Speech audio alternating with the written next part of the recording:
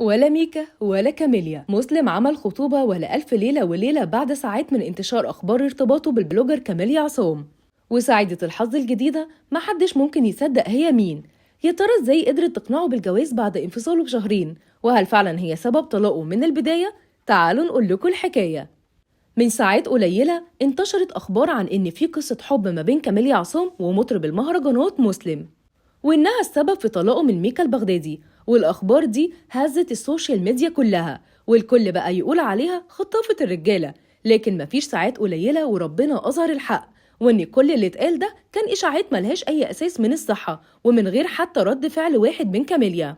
واللي حصل إن مسلم كان بيحتفل النهارده بخطوبته على بنت من بره الوسط الفني نهائي، وعمل لها حفلة خطوبة ولا ألف ليلة وليلة. حجز قصر البارون كله بالكامل ليه، ولبسها فستان تمنه 250 ألف جنيه، وعزم كل نجوم الوسط الفني. وفي ناس تانية بتقول إن الفرح هيقعد يوم وليلة كاملين، وده علشان يعرف الناس كلها قصة الحب اللي بينهم.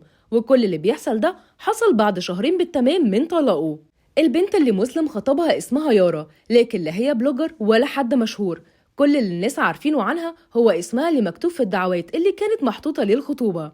فستانها كان عامله مخصوص مصمم الأزياء الكبير إسلام سعد، وخطوبتها كان فيها كل نجوم الكرة والفن والمطربين.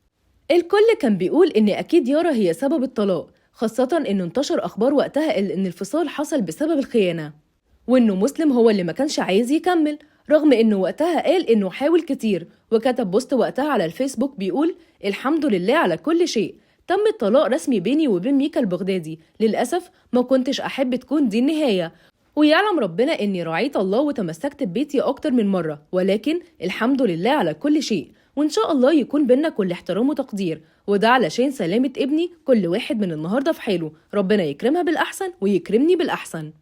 وعلشان كده الناس بتقول إنه مستحيل يكون حبها بالسرعة دي، وأكيد إنهم كانوا على علاقة حب من قبل المدة دي، وسبب الطلاق هو الخيانة. وناس تانية بتقول إنه بيعمل كل اللي بيعمله ده علشان يغيظ ميكا ويحسسها إنه لقى شريكة حياة جديدة بسرعة على عكس المتوقع.